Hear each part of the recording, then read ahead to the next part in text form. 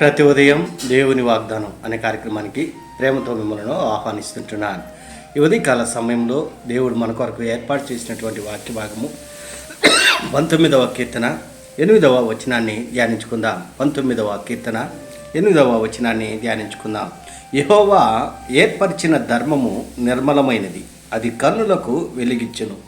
క్రీస్తునందు ప్రేమైన దేవుని బిడ్డలారా, ఈ ఉదయకాల సమయంలో పరిశుద్ధాత్మ దేవుడు మనకిస్తున్నటువంటి వాగ్దానము, యెహోవా ఏర్పరిచిన ధర్మము నిర్మలమైనది, అది కన్నులకు వెలిగించును. ఈ యొక్క వాగ్దానాన్ని దేవుడు మనకును మన కుటుంబాలకును ఆశీర్వాదకరముగాను దీవెనకరముగాను మార్చునుగాక. ఈ యొక్క మాటల్లోని ఆత్మీయ సత్యాలను ఆత్మీయ అర్థాలను గ్రహించినట్లయితే దావీదు ఈ యొక్క కీర్తన రచిస్తూ ఈ యొక్క మాటలను మాట్లాడుతూ ఉంటున్నాడు.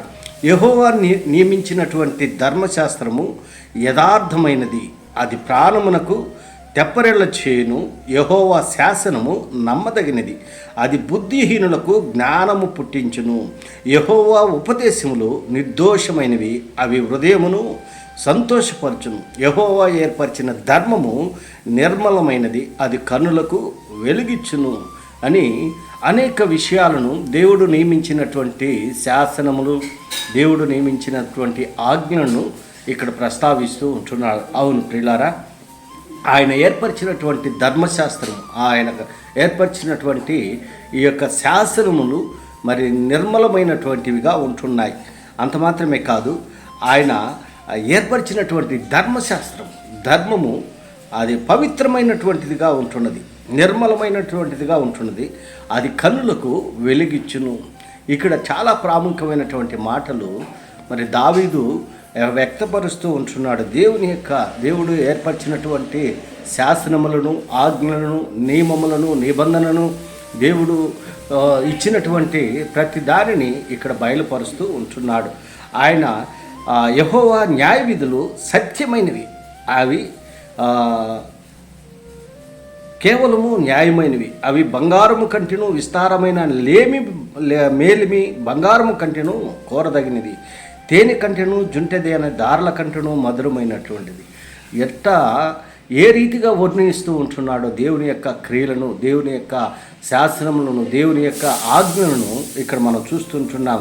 జుంటె తేనె దారుల కంటే మధురమైనటువంటి ఆయన ఏర్పరిచినటువంటి శాసనములు మరి ఎంత తీయదనం ఉంటుంది, ఎంత మరి ఇది ఉంటున్నది. వాటి వలన నీ సేవకుడు హెచ్చరిక నొందును, వాటిని గైకొని వలన గొప్ప లాభం కలుగును. యెహోవా ధర్మశాస్త్రము అనుసరించటం వలన గొప్ప లాభం కలుగుతుందని తన వ్యక్తిగత అనుభవాల్లో నుండి, వ్యక్తిగత జీవితంలో నుండి దావీదు బయలుపరుస్తూ ఉంటున్నారు. క్రీస్తుని ప్రేమైన దేవుని బిడ్డలారా, మరి ఆయన ఏర్పరిచినటువంటి ఆ ధర్మము నిర్మలమైనది, మరి మడతైనను లేదు, మచ్చైనను లేదు, నిష్కలంకమైనటువంటిదిగా ఉంటున్నది. మరి దాన్ని అనుసరిస్తూ దాని కొరకు మనము జీవించాలని ఈ కొద్ది మాటల ద్వారా నేను హెచ్చరిక చేస్తుంటున్న దేవుడి యొక్క మాటలను మరెక్కువగా మీకును మీ కుటుంబాలకును ఆశీర్వాదకరముగాను దీవెనకరముగాను మార్చినగాక. ఆమేన్.